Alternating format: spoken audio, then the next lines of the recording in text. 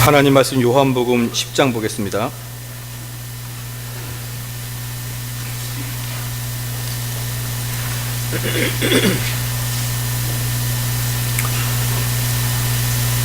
요한복음 10장 1절에서 6절 말씀까지입니다.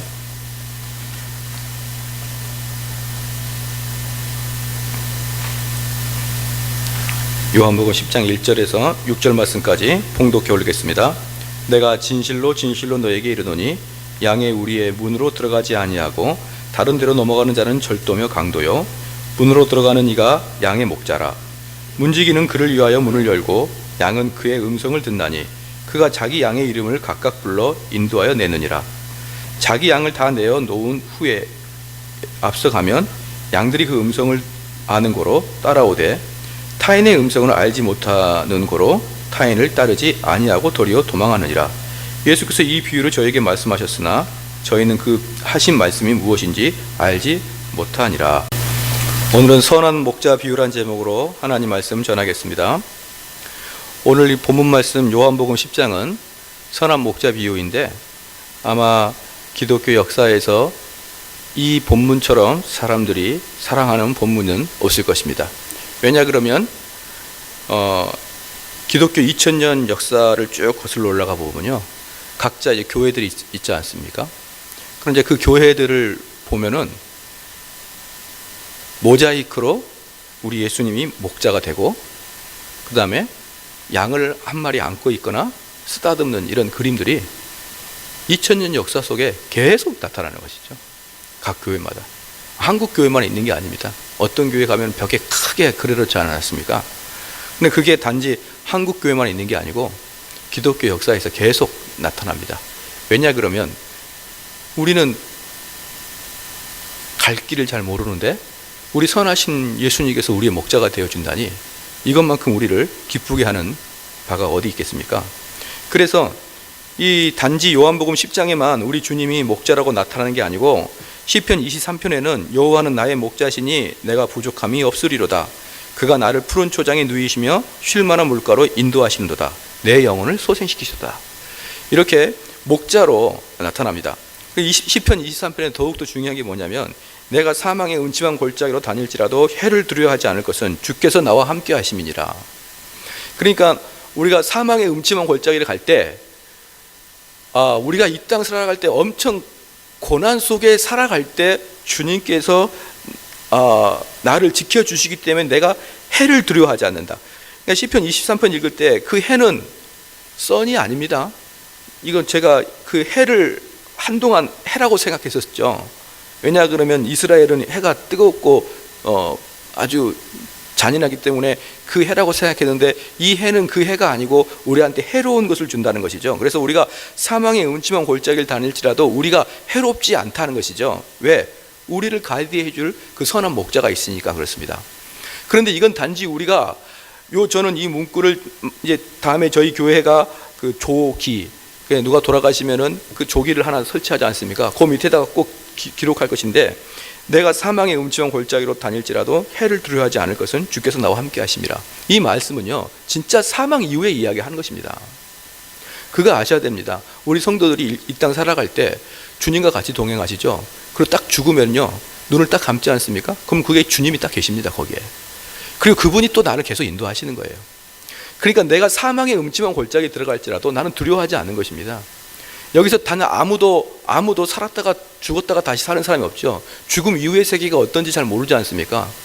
우리는 새로운 초행길을 갈 때는 어디나 두렵지 않습니까? 그런데 저 망망대해 저 세상을 떠나는데 우리가 얼마나 두렵겠고 우리가 어디로 가야 될지 어떻게 알겠습니까? 그럴 때 우리 주님이 나의 목자 되신다 이 말입니다. 기대가 되십니까? 그런데 여기서 나는 일평생 주님을 따른다고 생각했는데 가보니까 이상한 검은 게 나를 따르라 그러면 큰일입니다. 그래서 이사야서 40장 11절에 그는 목자같이 양무리를 먹이시며 어린 양을 그 팔로 모아 품에 앉으시며 젖먹이는 암컷들을 온순히 인도하시노다. 구약에서도 계속 우리 주님을 양 선한 목자라고 말씀하셨고 히브리서 13장 20절에는 우리 예수님을 큰 목자라고 표현했습니다. 그러므로 이 본문의 상징은요 단지 요한복음에 나오는 게 아니라 성경 전반에 걸쳐서 우리 주님을 목자로 표현하고 있다는 것을 우리는 알아야 되는 것이고요. 그 목자가 바로 나다라는 것을 지금 예수님께서 보여주고 있습니다. 이제 그러면 우리가 오늘 본문에 본격적으로 들어가기 전에 그럼 여기서 비유하고 있는 게 무엇이냐 이 말입니다. 목자가 누구고 목자는 누군지는 아마 다 알 겁니다. 그럼 도적들이 누구고 양은 누구고 양의 우리는 뭐고 또 어쩔 때는 나는 양의 문이다 이렇게 표현하고 나는 목자다 이렇게 표현하거든요. 그럼 왜 양의 문은 뭐고 목자는 뭔가? 그 양을 치는 나라에는 그 풀을 따라서 푸른 초장을 따라서 돌아다니기 때문에 멀리 가서 며칠이고 안 들어올 수 있습니다. 그런데 이제 풀이 있는 곳이 집으로부터 걸어서 보름거리라 그러면 왔다 갔다 할 수 없지 않습니까? 그러면 중간쯤에다가 우리를 만듭니다. 제주도 가면은 돌로 우리를 만들듯이 그렇게 대충 사람들이 우리를 만들어 놓습니다. 그래서 거기에다가 양을 넣어놓고 또 주변에 가서 양을 먹고 다시 합니다. 그래서 양이 다 먹고 난 다음에는 이제 다시 내려오는 것이죠. 그때 이 우리를 대충 돌로 만들었기 때문에 거기다 문을 만들 수가 없습니다. 그래서 거기다 양을 집어넣고 목자가 그 문 앞에서 잡니다. 왔다 갔다 못하도록. 그래서 나는 양의 문이다 그렇게 표현하는 거예요. 양의 문은 그래서 양의 목자랑 똑같은 말입니다. 양의 문은 뭐고 목자가 뭐고 틀리다 이렇게 생각하면 안 되고 양의 문은 목자다. 그래서 그 양의 문을 통과해야지만 목자를 통과해야지만 들어갔다 나왔다 할 수 있는 것입니다. 그리고 이제 이 양 우리를 뭘로 볼 것이냐? 어떤 사람은 세상으로 보기도 하고 어떤 사람은 교회로 보기도 합니다. 양을 누구로 볼 것이냐? 어떤 사람은 인류로 보기도 하고 어떤 사람은 유대인으로 보기도 합니다. 그럼 문지기는 누굽니까? 다 알고요. 그럼 도적들은 누구고? 또 이걸 또 살펴봐야 됩니다.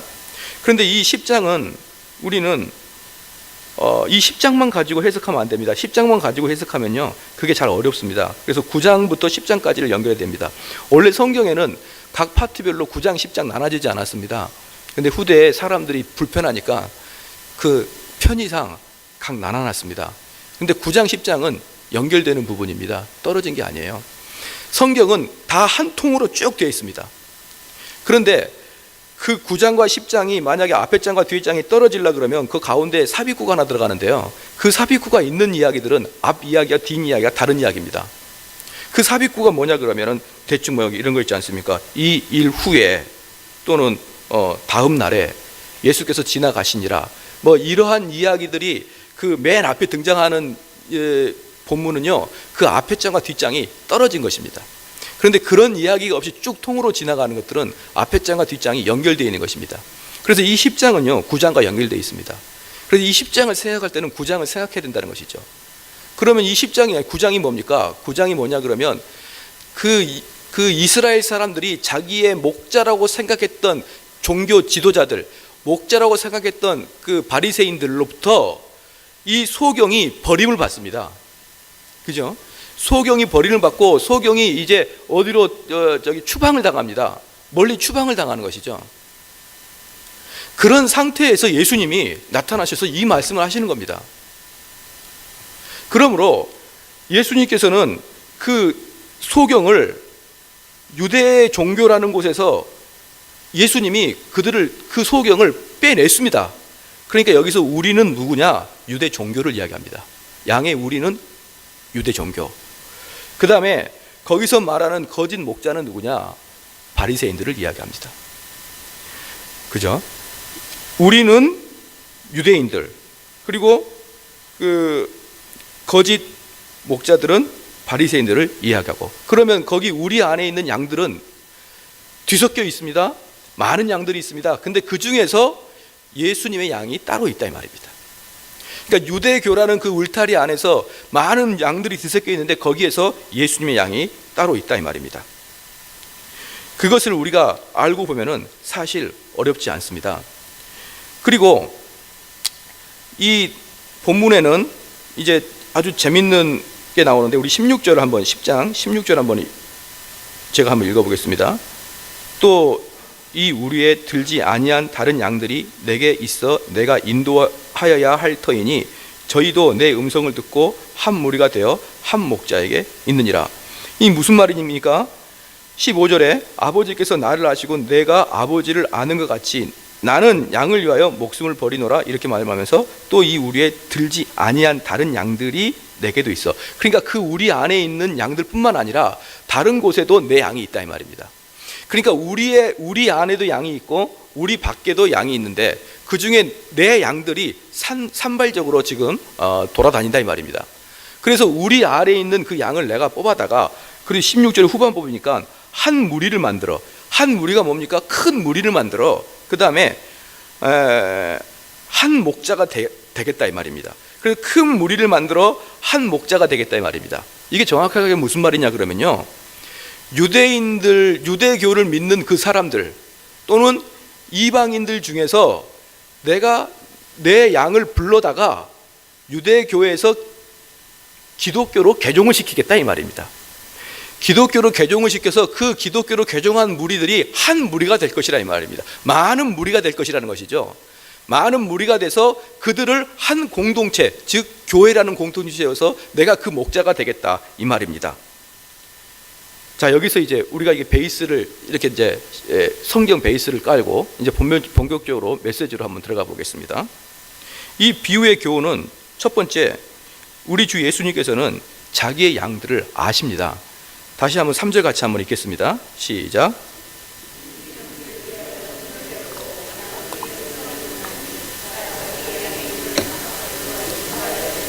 그 다음에 14절 한번 읽겠습니다. 시작. 나는 선한 목자라 내가 내 양을 알고 양도 나를 아는 것이. 그러니까 우리 예수님께서 선한 목자인데 지금 여기서 뭐라고 말씀하셨냐 그러면 양들은 내 음성을 듣는다 이렇게 이야기했습니다. 그리고 목자는 양을 알고 양도 목자를 안다 이렇게 이야기했습니다. 그래서 실질적으로 양 우리가 두 개가 있거든요. 양 우리가 두 개 있는데 하나는 그 대충 지은 산속에 대충 지은 그 돌로 만든 우리가 있고요. 그 다음에 자기들이 원래 그 집 근방에 만들어 놓은 정식 우리가 있습니다. 근데 정식 우리는요 문이 있습니다. 근데 그 산에 있는 돌로 만든 우리에는 문이 없습니다. 그래서 거기에서는 그 아까도 말씀했지만 목자가 그 문에서 잔다고 그랬죠. 그러니까 여러분들 저기 보면 알 것입니다. 동방 박사가 그 밤을 새면서 그 별을 보지 않습니까? 그게 지금 그 이야기입니다. 그 밖에 나가서 먹이를 줄 때 그들은 우리 앞에 앉아가지고 문 앞에 앉아서 거기서 밤을 새는 것이에요. 거기서 잠을 자든지.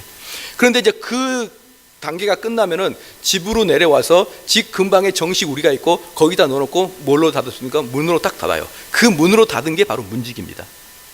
그래서요, 이 양들은 낮에는 목자가 먹이를 주고 끌고 다니고 밤에는 목자가 그 양을 거기다 넣어놓고 문을 닫고 목자는 쉬고 그 문지기, 즉 문이 그 양들을 지키는 것이죠. 그러니까 여기서 이 문지기는 누구냐 그러면 성령님을 말합니다. 그래서 성령님께서 우리를 보호하셨다가 성령님께서 그 우리 안에 있던 그 우리가 또 똑같아서 좀 그렇군요. 우리 안에 있는 예수님의 양들을 보호합니다. 그 우리 안에는 예수님의 양도 있고 예수님의 양이 아닌 것도 있습니다. 근데 문으로 보호했다가 아침이 되면 목자가 옵니다. 목자가 와가지고 문 앞에서 개똥아, 소똥아 부릅니다. 한 마리씩 부르면 그 양은 그 이름을 딱 듣고 이건 나의 목자다고 알고 음메 하고 이렇게 줄줄줄 오는 것이죠. 그러니까 그 우리 안에는 그 목자의 양뿐만 아니라 다른 목자의 양도 같이 있다 이 말이죠.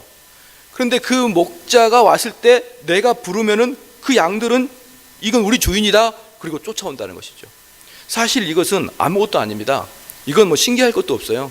우리가 여기 그 원흥동에 가면은 그 저희가 여기 교회에 입당하기 전에 한 1년 동안 예배를 잠시 드렸던 창고가 하나 있거든요. 근데 그 창고에 우물가가 하나 있습니다. 연못가가. 거기다가 제가 붕어하고 잉어 몇 마리를 집어넣었습니다.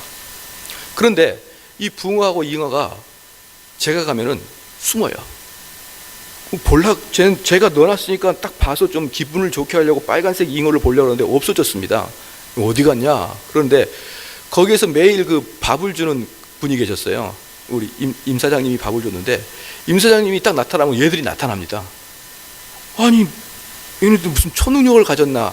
나중에 알고 보니까요, 먹이를 주는 사람이 저기서 오면 발소리 진동을 듣고 붕어가 안답니다. 신기하죠? 그러니까 이 양이 주인 목소리 듣는 것은 신기한 것도 아니라는 말입니다. 우리가 보통 머리 나쁜 놈을 붕어 대 뭐라고 이야기하잖아요. 근데 머리 나쁨의 대명사가 붕어가 그렇게 잘 알고 있는데 그래도 양이 그 목소리 하나 기억을 못 하겠습니까? 그래서 밤에는 성령님이 그들을 보호했다가 어느 날 아침이 돼가지고 개똥아 소똥아 부르면은 이 양들이 줄줄줄줄 나와서 그 양들을 빼다가 새로운 우리에다가 집어넣는다 이 말입니다. 여기서 중요한 것은요, 우리 주님이 나를 알고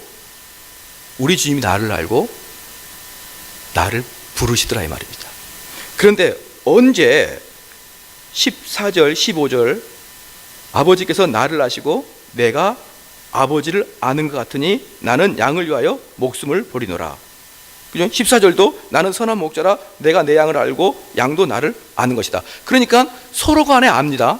서로 간에 아는데 진짜 중요한 것은 뭐냐면 나도 우리 주님을 아는데 주님이 나를 안다 이 말입니다. 그런데 주님이 나를 부르실 때 언제 부르셨느냐 이게 중요합니다. 나를 아시는 주님이 나를 부르셨는데 나를 언제 부르셨느냐. 로마서 우리가 한번 펴보겠습니다. 로마서 15장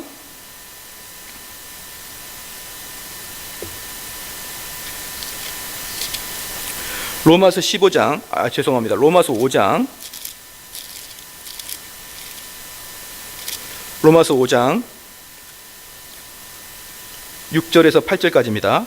로마서 5장 6절에서 8절까지 제가 한번 봉독해 드리겠습니다. 우리가 아직 연약할 때에 기약대로 그리스도께서 경건치 않는 자를 위하여 죽으셨도다. 우리 주님께서 죽으셨는데 누구를 위해서 죽으셨습니까? 경건치 않는 자를 위해서 죽으셨죠. 그리고 7절에 의인을 위하여 죽는 자가 쉽지 않고 선인을 위하여 용감히 죽는 자가 혹 있거니와 우리가 아직 죄인 되었을 때 그리스도께서 우리를 위하여 죽으심으로 하나님께서 우리에 대한 자기의 사랑을 확증하셨느니라. 우리가 어떤 상태에 있을 때 어떨 때 주님께서 우리를 부르셨습니까? 죄인 되어 있을 때 불렀습니다.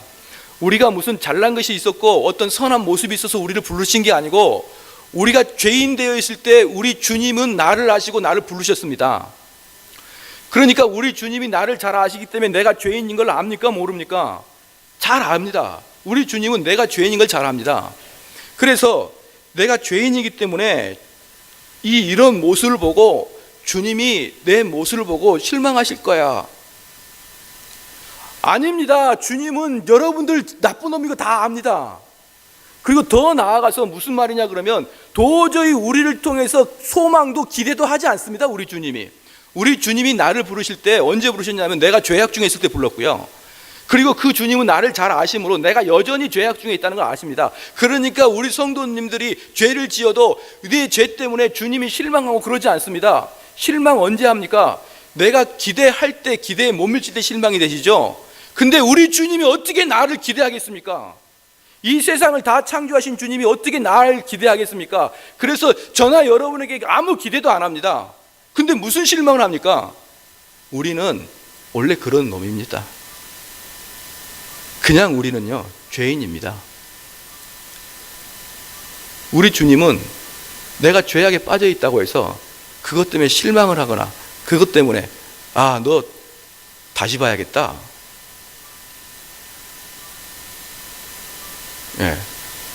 뭔가 좀 소리가 뭔 소리죠 이게? 뭔가 알람이 온 것 같은데 한번 잘 살펴봐 주십시오. 그러니까 우리 주님께서 너가 참 나쁜 놈이다. 내가 너를 그럴 줄 몰랐다. 그러지 않는다 이 말입니다. 왜냐하면 우리 주님은 나를 잘 아시기 때문에 그렇습니다. 그래서요 우리 성도들도 이걸 잘 알아야 됩니다. 사람이라는 게 우리 성도가 저를 볼 때 목사님 진짜 경건해 보인다 라고 할 수 있지만 저는 10계명 중에 11계명을 잘 지킵니다. 들키지 마라. 그래서 경건해 보이는 겁니다. 할렐루야. 다 범해도 11계명만 지키면 다 경건해 보입니다. 그래서요 우리 주님은 그걸 알기 때문에 저는 말입니다 어떤 목사님이 무슨 일을 벌였네 어떤 목사님이 안 좋네 그래도 그 윤리적인 면 때문에 저는 그 사람들 비방한 적이 한 번도 없습니다. 제가 다른 목사님들 별로 좋아하지 않는다고 생각할지 모르지만 한번 제 교회 홈페이지 가가지고 사이트 돌려서 한번 들어보십시오. 제가 무슨 돈을 착복했네 뭐 했네 그걸로 제가 한 번이라도 언급한 적이 있는지. 저는 그분들에 비해서 착복할 돈이 적습니다. 우리 집사람 몰래 몇만 원은 숨길 수 있습니다. 양발 속에 책 속에 훔칠 수 있죠. 근데 그 돈이 나중에 100만 원이 될 수도 있고 나중에 1000만 원 될 수도 있습니다. 그 숨기는 건 똑같습니다. 어떤 목사님은 그 스캔들에 의해서 추락이 됐습니다. 저는 외모가 안 됩니다. 어떤 목사님은 학위 때문에 추락했습니다. 저는 영어를 못해서 외국에 못 나갑니다.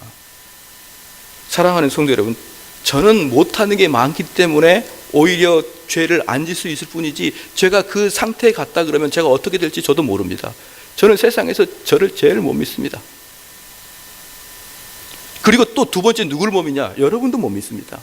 왜? 다 감추고 있다고 저는 생각합니다. 오픈? 결코 안 할 겁니다. 그래서 여러분들이 아무리 웃고 경건한 척해도 당신도 죄인이야. 왜? 누가 그랬습니까? 우리 하나님이 다 인간은 죄인이라고 그랬으니까 다 죄인이야. 그래서 우리 성도들이 저를 배신하고 저를 뒤에서 욕하고 또는 열심히 할 것처럼 하다가 안 하고 그래도 실망하지 않습니다. 왜? 원래 그렇게 생겨 먹었으니까. 저나 여러분이나 하나님 앞에서는 다 죄인입니다. 그러나 뭘 잘 지키고 있습니까? 11번째 계명을 잘 지키고 있어서 우리는 경건한 척 보이는 것이지. 그러니까 우리는 누구한테 가가지고 누가 잘못됐네 누가 잘했네 이렇게 따질 필요가 없습니다. 왜? 우리 주님께서 내가 그 상태에 있을 때 나를 선택했다 이 말입니다. 우리 주님께서 내가 그렇게 더럽고 추한 죄악에 넘어 있을 때 나를 선택했는데 이제 그렇게 선택한 내가 그렇게 죄를 또 지고 있다고 해서 나한테 실망할 것 같습니까? 그러지 않습니다. 우리 주님은 나를 잘 아십니다. 내가 얼마나 연약한지, 내가 얼마나 쓰러지길 잘하는지, 내가 얼마나 바보 같은지, 내가 얼마나 유혹에 약한지를 우리 주님은 아신다 이 말이에요. 그게 바로 우리 주님이 나를 잘 아신다는 뜻입니다. 힘이 되십니까? 안 되십니까? 되는 거예요. 그 주님이, 우리 주님이 우리의 이름을 직접 부르더라 이 말입니다. 3절에 10장 3절에 문지기는 그를 위하여 문을 열고 양은 그 음성을 듣나니 그가 자기 양의 이름을 각각 불러 인도하여 내느니라. 여기서 이제 중요한 게 있는데 이게 그 유명한 바로 또 선택 교리가 드러나는 그런 교리입니다. 하나님이 예수님에게 양들을 주셨습니다. 제가 여러분에게 한번 물어보겠습니다. 우리 예수님이 십자가에 돌아가셨을 때 그 돌아가실 때 그 바운더리를 온 인류를 위해서 돌아가셨을까요? 아니면 특정한 사람들을 위해서 돌아가셨을까요? 우리 예수님이 돌아가실 때는 절대로 온 인류를 위해서 돌아가신 거 아닙니다. 누구를 위해서 돌아가셨느냐? 하나님이 예수님에게 주신 그 양들을 위해서 돌아가신 겁니다. 하나님이 선택하여 애따 얘네들이 너 거다라고 예수님께 주신 무리들이 있습니다. 바로 그들이 선택된 무리입니다. 그래서 그 선택된 무리들을 위해서 예수님이 돌아가셨습니다. 그걸 믿으셔야 됩니다. 그게 바로 장로교회 최초에 시작되는 예정교리며 선택교리입니다.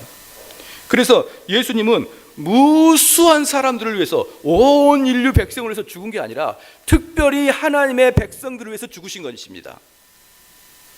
그러므로 우리가 요한복음을 보거나 마태복음을 보거나 쭉 살펴보십시오.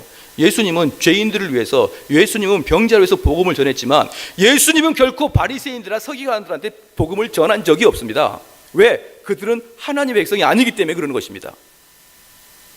예수님이 시간이 되고 기회가 되면 누구한테나 복음을 전하는 것 같지만 그렇지 않습니다. 예수님은 특별한 사람들을 위해서 복음만 전합니다. 그런데 문제는 뭐냐 그러면요, 우리는 예수님이 아닙니다. 예수님은 누가 선택받았고 누가 선택받았지 않는지를 예수님이 아십니다. 왜? 예수님이 목자이기 때문에, 목자는 자기 양을 알기 때문에 누가 양인지 압니다. 그런데 문제는 뭐냐 그러면 우리는 누가 선택되었는지 누가 선택되어 있지 않는지를 모릅니다. 그래서 말입니다, 우리 성도들은, 선택교리를 믿는 사람들은 그 마음에 하나님의 말씀이 들어오면은 여기서 정말 중요한 게 뭐냐 그러면 그 양은 목자가 한마디를 딱 전달하면은 그 목자의 소리를 덜컥 듣습니다. 이게 무슨 말이냐 그러면요, 교회에 오래 앉아 있는다고 되는 게 아닙니다. 제가 지금까지 쭉 목회를 해보면서 느낀 건데 그 사람이 선택된 사람인지 아닌지는 언제 판가름되냐 그러면 첫 번째 설교를 들을 때 판가름 납니다. 그러니까 그 사람이 교회 와가지고 만약에 불신자고 아니면 교회를 20년을 떠났고 교회를 오랫동안 방황하다가 교회에 딱 들어와가지고 설교를 딱 한 번만 딱 하면은 제 설교에 필이 꽂히는 사람이 있고 제 설교를 싫어하는 사람이 빡 갈라집니다. 이건 거짓말 아닙니다. 다른 교회에서는 모르겠습니다. 그렇게 홍해처럼 갈라질지는 모르겠지만 제가 지금까지 많은 교인들을 왔다가 가지 않았습니까? 왔는데 여기 남아있는 사람들은 왜 남냐 그러면 목사님 설교가 좋다는 거예요. 그런데 웃기게도 나가는 사람들은 목사님 설교가 안 좋답니다. 그러니까 이게 중간이 없고 정확하게 두 개로 나눠집니다. 그래서 하나님 말씀이 딱 전달될 때 선택받지 않는 사람들은 하나님 말씀이 들려도요 양심의 가책을 못 느낍니다. 사랑하는 성도 여러분, 이걸 우리는 우습게 보면 안 됩니다. 오늘은 피곤하니까 그렇지 않습니다. 영혼이 죽어있기 때문에 졸리는 겁니다. 피곤하다고 졸린다고요? 왜 피곤하다고 졸립니까? 지금 이 시간이 어떤 시간인데요? 하나님의 말씀이 칼날처럼 우리한테 쏟아지는데, 아니 그때 강도가 칼을 들고 내 목을 갖다 대고 있는데 피곤하다고 좁니까? 강도가 칼을 겨누는데? 그건 강도를 무시하는 겁니다. 돈 내. 졸리니까 다음에 와라. 지금 12시인데 지금 오면 안 되지. 아무리 강도라도 에티켓이 있는 건데 12시 와가지고 돈을 내라 그러면 내가 현금도 못 고. 안 됩니다. 강도가 와서 칼을 겨누면 누구나 바짝 긴장하게 되어 있습니다. 그런데 강도가 칼을 딱 디미는데 가만히 있는 애가 누굽니까? 시체입니다. 시체. 그래서 영혼이 죽어있는 사람은 영혼이 딱딱하게 굳어가지고 영혼에 생기가 하나도 없고 마른 뼈다구처럼 영혼이 그런 사람들은요 하나님 말씀을 아무리 강력하게 이야기해도 멍합니다. 멍합니다. 설교하면 압니다. 누가 거듭난지 않는지 압니다. 멍해가지고 1년에 한두 차례 조는 것은 이해합니다. 육신이 약하니까. 그런데 그는 조는 걸 전문으로 삼습니다. 그가 얼마나 감사한지 설교할 때는 졸다가 헌금을 낼 때는 번쩍 깨서 헌금을 냅니다. 너무 고맙습니다. 돈이라도 많이 내고 가면 좋죠. 왜? 그는 잠 잘 잤으니까 여간비를 내는 겁니다. 그런데 그 영혼은 죽은 것입니다. 그는 아무리 날카로운 하나님의 복음을 갖다 대밀어도요 끔찍도 안 할 겁니다. 성령께서 여기서 지금 운행해서 바울과 실라가 감옥에서 기도하고 찬양할 때 성령이 그 바울이 있는 그 감옥을 창살을 다 열고 착고가 풀리고 그래서 성령이 거기서 임재하여서 빌립보 간수가 부들부들 떠면서 선생이여 내가 어찌하여 구원을 얻나이까라고 부들부들 떠는 그 성령의 임재가 있을지라도 그가 구원받지 못하고 택함받지 못한 백성은요 맹합니다. 왜? 죽어 있으니까. 사랑하는 성도 여러분, 우리 영혼이 살아있는 것과 죽어있는 것은 완전히 천지 차이입니다. 살아있어도 조금 살아있어도 산 겁니다. 죽은 것은요 이렇게 딱딱한 게 죽은 것입니다. 산 것은 산소 마스크 써도 띠 그런 게 뭔가 띱니다.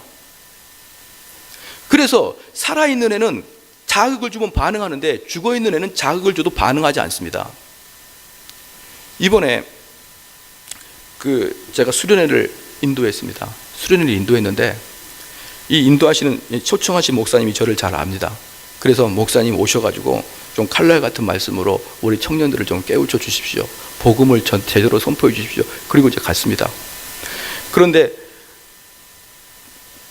목요일, 금요일 이틀 저녁을 강의를 해야 됩니다. 이틀 저녁을. 왜냐 그러면 나머지들은 시간은 사용할 수 없는 게 다 직장인이기 때문에 직장 끝나고 7시 반부터 강의를 듣기로 되어 있습니다.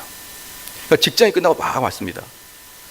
그리고 7시 반부터 10시 반까지 3시간을 강의를 2번 해달라고 합니다. 그래서 알았다. 3시간 강의하겠다. 그리고 이제 가는 도중에 우리 그 목사님이 저한테 이야기하기를 우리 애들 완전히 멍 때리는 애들입니다. 그렇게 이야기하는 거예요. 아니 그래서 제가 속으로 아니 무슨 강의를 3시간씩이나 해달라고 하면서 그것도 밤에 직장 끝나고 와서 그 강의를 들으면서 어떻게 전반적으로 아이들이 이렇게 맥이 풀리고 맹하고 그런 애들을 어떻게 3시간씩 내가 끌고 갈까 이런 고민도 들었지만 제 한편에는 무슨 또 용기가 있었냐 그러면 그들이 만약에 하나님의 백성이라 그러면 하나님 말씀 들으면 깨어난다라는 생각을 했습니다. 그래서 야 하나님 말씀을 전하는데 그들이 잠을 자겠냐 그리고 갔습니다. 그리고 첫날 강의를 했는데 10시 반까지 끝내달라고 했습니다. 근데 하다 보니까 10시 55분까지 가게 됐습니다. 그래서 약 3시간 반 가까이를 했는데요. 단 한 명도 좋은 사람이 없었습니다. 그리고 전부 다 벌떡벌떡 눈이 부글부글 끓면서 강의를 쳐다봤습니다. 왜요? 그게 복음이니까. 그들이 선택 백성이면은 복음 들을 때 절대 못 잡니다. 다른 생각한다고요? 버림받은 자기 때문에 그렇습니다. 좋는 건 육체가 피곤해서가 아니라 영이 죽어서 그렇습니다. 만약에 남편이 하도 교회를 안 돼서 남편을 데리고 왔습니다. 남편을 데리고 왔는데 옆에 앉아서 잡니다. 그럼 집에 들어가서 이불 덮고 자죠? 그럼 누구랑 자는 줄 아십니까? 시체랑 자는 겁니다. 영적인 시체랑 자는 겁니다. 여러분 그런 남편 너무 좋아하지 마십시오. 섬찟섬찟합니다. 강시가 돼서 벌쩍벌쩍 뛰어다닐 겁니다. 밤마다. 그런데 그날 10시 55분에 끝나니까 다들 은혜를 받고 가는데 딱 끝나니까 저한테 하는 말이 목사님 갈 차가 없습니다. 딱 그러는 겁니다. 거기 광주는 우리 서울과 좀 틀립니다. 10시 반 되면 차가 거의 끊긴답니다. 근데 저는 그걸 모르고 11시까지 해버렸으니 오도 가도 못합니다.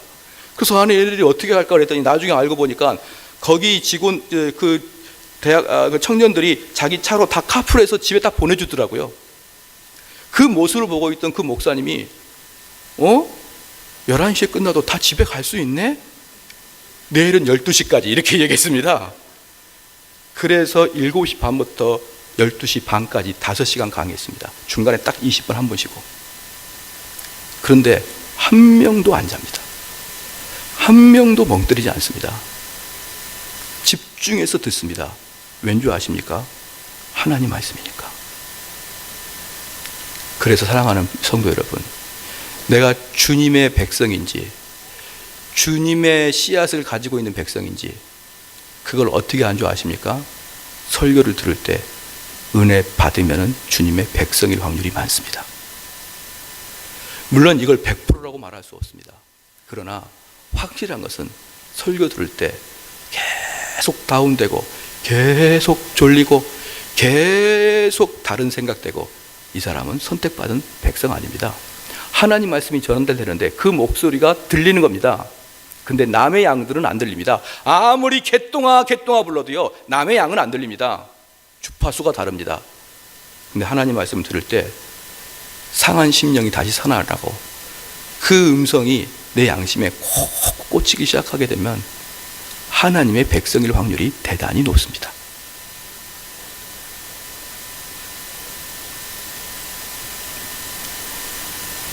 마태복음 9장 9절에 보면요. 마태복음 9장 9절에 보면 예수께서 거기서 떠나 지나가시다가 마태라 하는 사람이 세관이 앉은 것을 보시고 이르시되 나를 좇으라 하시니 예수님이 세관에 앉아 있는 마태한테 나를 좇으라 이렇게 이야기하니까 마태가 그 즉시 순종하더라. 누가복음 19장 5절에 예수께서 그곳에 이르사 우러러 보시고 이르시되 삭개오야 속히 내려오라 내가 오늘 내 집에 유하겠다라고 하자 삭개오가 속히 내려오더라. 요한복음 1장 43절에 이튿날 예수께서 갈릴리로 나가려 하시다가 빌립을 만나서 이르시되 나를 좇으라 하시니 빌립이 속히 예수를 좇더라. 하나님께서 택하신 백성은 복음이 떨어지는 순간 복종합니다. 설득 같은 거 필요 없습니다. 하나님 말씀이 떨어지면 그게 10년이고 20년이고 교회를 안 다니다가 처음에 교회를 왔어도 그 말씀이 옳다고 느껴진다 이 말입니다. 그런데 선택받지 못한 자는 10년이고 20년이고 교회 와서 잡니다. 절대로 안 들립니다. 여러분 하나님 말씀이 들리는 걸 엄청나게 큰 감사해야 됩니다. 왜? 생명책에 기록될 확률이 높기 때문입니다. 반대로 하나님 말씀이 안 들리면 부들부들 떨면서 주여 나를 살려주셔서 내가 심히 두렵나이다. 왜? 그 사람은 지옥입니다. 곧바로. 못 믿으시겠습니까? 길바닥에 떨어진 밭을 보십시다. 말씀의 씨앗을 계속 뿌립니다. 계속 뿌려도 단 하나도 땅으로 못 들어가고 다 주워 먹어버립니다. 새가. 절대로 그는 거듭난 자가 아닙니다. 그런데 우리는 누가 선택받은 사람인지, 누가 선택 안 받은 사람인지 우리는 모릅니다. 예수님은 아신대. 그래서 예수님은 골라서 복음을 전했습니다. 바리새인한테는 안 전해요. 서기관한테는 안 전합니다. 골라서 복음을 전합니다. 그러니까 골라서 전하니까 누구한테 갑니까? 그 사람들 다 해치고 누구한테 갑니까? 사마리아 우물가, 수가성 우물가 여인에게 찾아가는 거 아닙니까? 그 사람이 나의 양이기 때문에. 근데 우리는 예수님이 아니고 우리는 성령님이 아니기 때문에 우리는 모릅니다. 누가 선택받은지 모릅니다. 그래서 우리는 어떻게 해야 되는지 아십니까? 복음의 씨를 뿌려버려야 됩니다. 복음의 씨를 쫙 뿌려버리면 그 씨가 어떨 때는 길바닥에 떨어지고, 어쩔 때는 가시밭에 떨어지고, 어쩔 때는 돌밭에 떨어지고, 어쩔 때는 옥토밭에 떨어집니다. 근데 누가 우리는 어떤 게 옥토밭인지 모릅니다. 그냥 뿌리는 겁니다. 옥토밭에 떨어지면 되는 겁니다. 그 비유에서 너가 왜 씨앗을 낭비했느냐 책망하지 않습니다. 왜? 그렇게 뿌려도 옥토밭에 뿌려지면 30배, 60배, 100배가 나오니까. 사랑하는 성도 여러분, 여러분들이 전도할 때 마귀가 지금 우리한테 전도할 때 어떻게 막고 있는 줄 아십니까? 마귀가 얼마나 지혜롭게 우리를 막고 있는 줄 아십니까? 이렇게 이야기합니다. 전도는 입으로 하는 거 아니다. 전도는 내 삶으로 하는 거다. 들어봤습니까? 그런데 내가 삶이 이 모양인데 내가 어떻게 전도를 하냐? 내가 좀 더 도덕적이고 좀 더 깨끗해질 때, 그때 남들한테 보일만 할 때 전도하겠다. 그런데 죽을 때까지 도덕적이지 않을 겁니다, 여러분.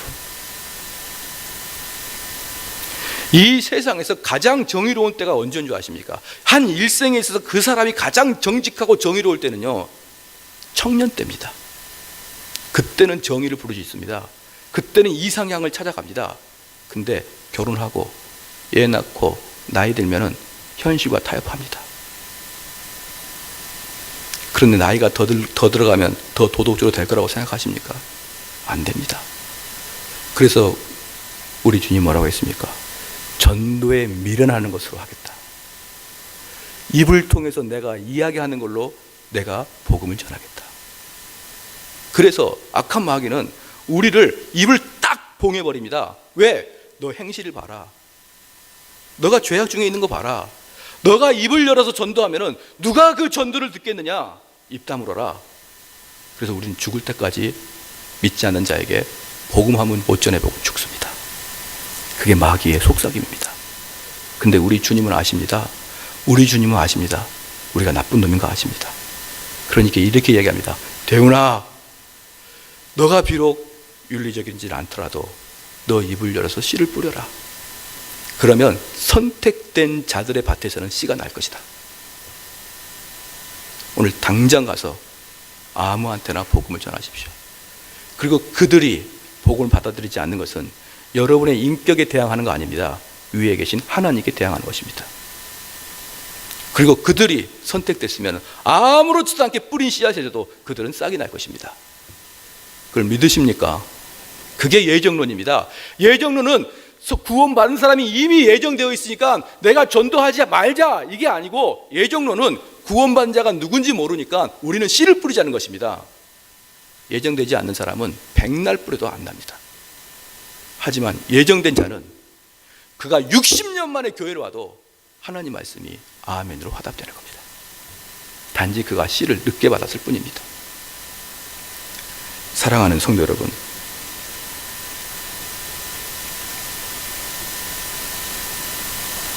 더 무서운 것은 요한복음 11장에 무덤 속에 나사로가 있었는데 우리 주님께서 나사로야, 나사로야, 일어나라 그러자 그 시체가 그 음성을 듣고 반응을 합니다.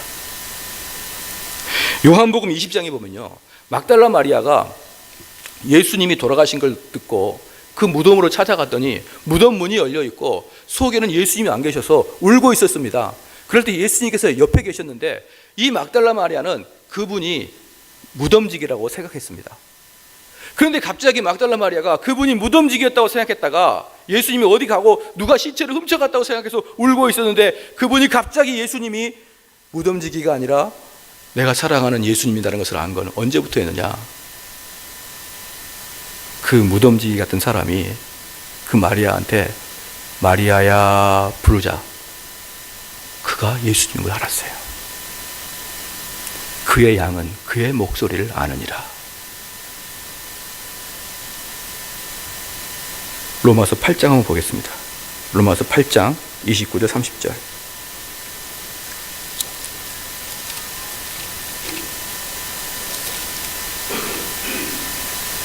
로마서 8장 29절 30절.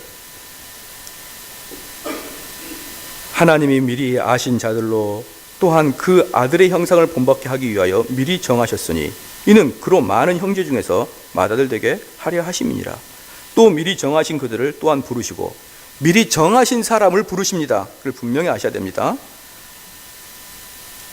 부르신 그들은 또한 의롭다 하시고 의롭다 하신 그들은 또한 영화롭게 하셨느니라.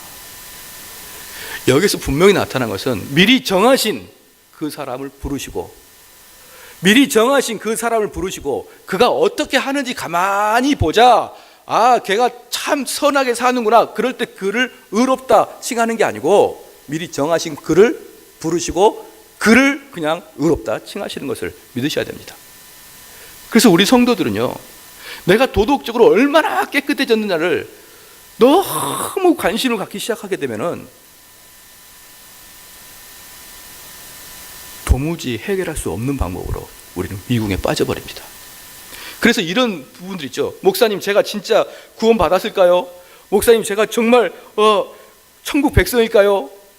그런 사람들 잘 들어야 됩니다. 그런 사람은 꼭 이렇게 생각합니다. 첫 번째는 하늘에 생명책에 내 이름이 기록됐는지 계속 궁금해하고, 두 번째 그들이 가는 곳이 어딘 줄 아십니까? 자기 마음밭입니다.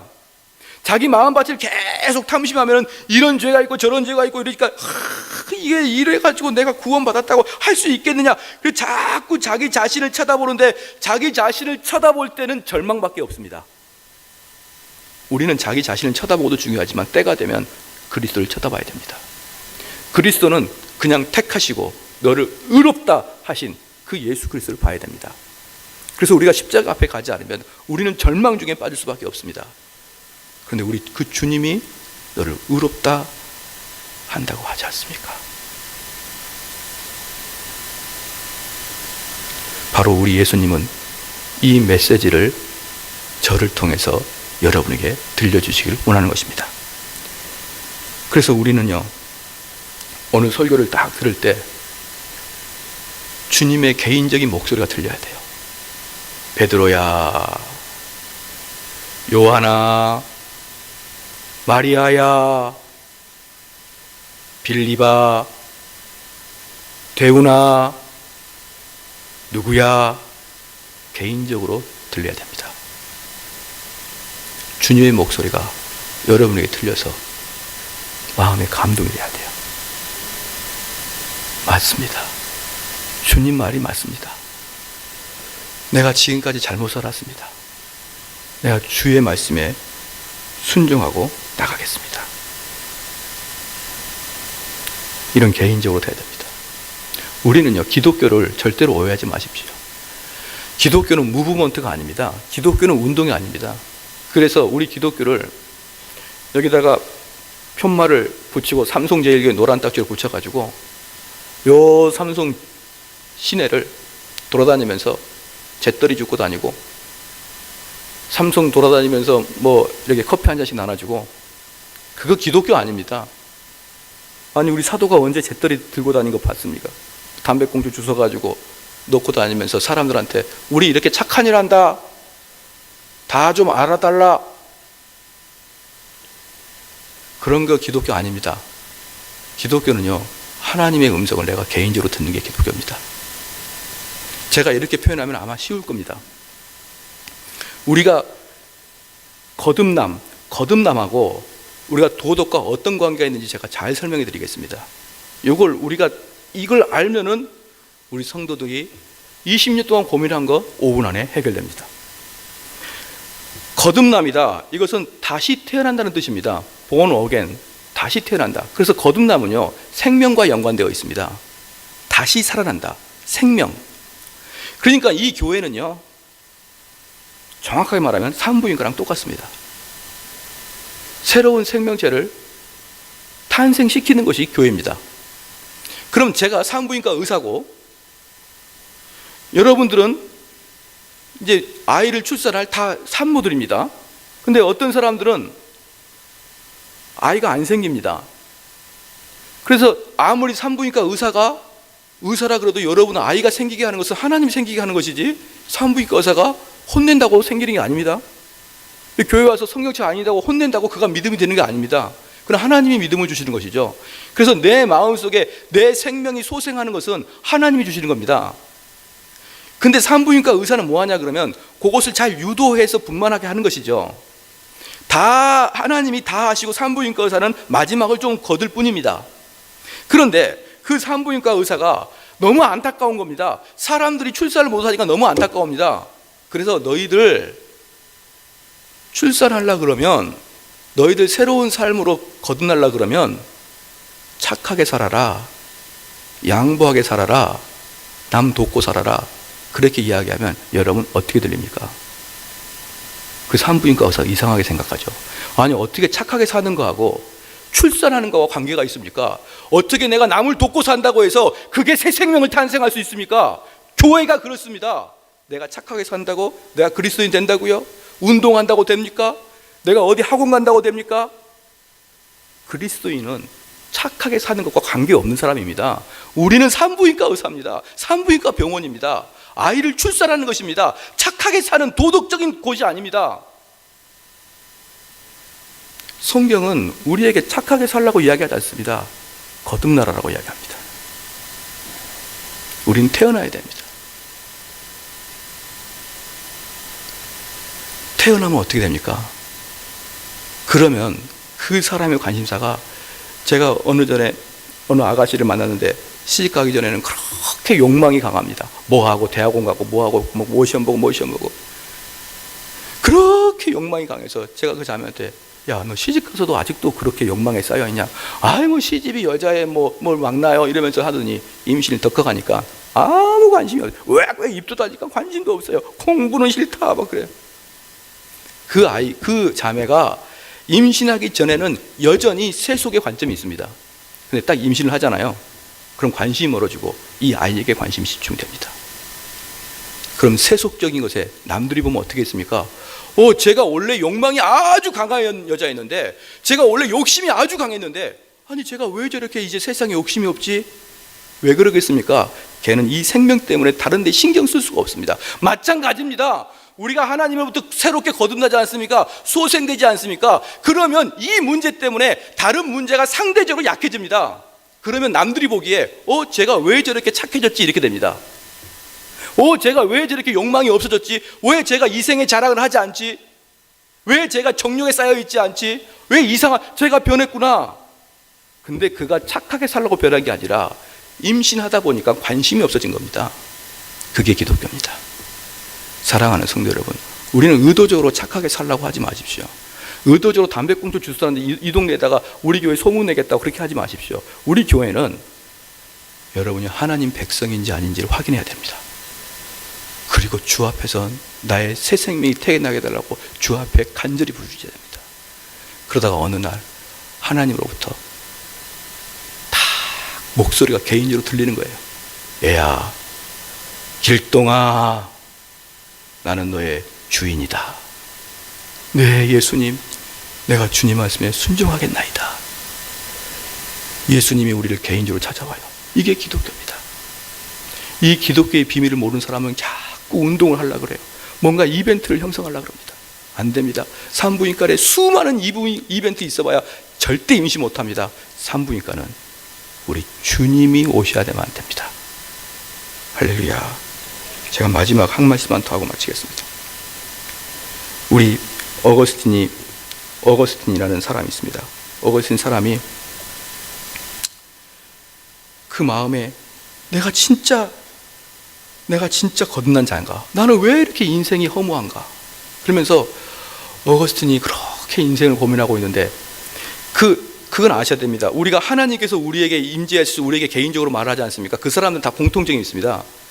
내 인생이 허무하고 무엇인가에 골똘하게 있는 사람들한테 그랬습니다. 바삐 움직인 사람들한테는 그러지 않습니다. 그런데 무엇인가 고민한 사람한테 어거스틴은 그렇게 고민에 빠져 있었습니다. 그런데 지나가는데 아이들이 그 운동장에서 막 놀고 있습니다. 딱지치기 비슷한 거 돌 던지기 놀고 있었어요. 그런데 그들이 들고 읽어라 들어라 그랬습니다. 그래서 그 어거스틴은 그 소리를 하나님이 지금 나한테 하신다는 소리로 딱 들었습니다.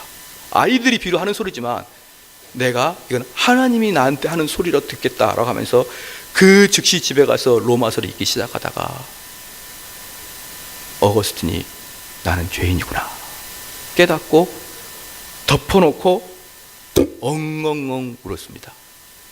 바로 그게 우리 주님이 어거스틴을 개인적으로 만나시는 겁니다. 이런 경험을 우리 여기 있는 성도들이 동일하게 하시길 주의 이름으로 축원합니다.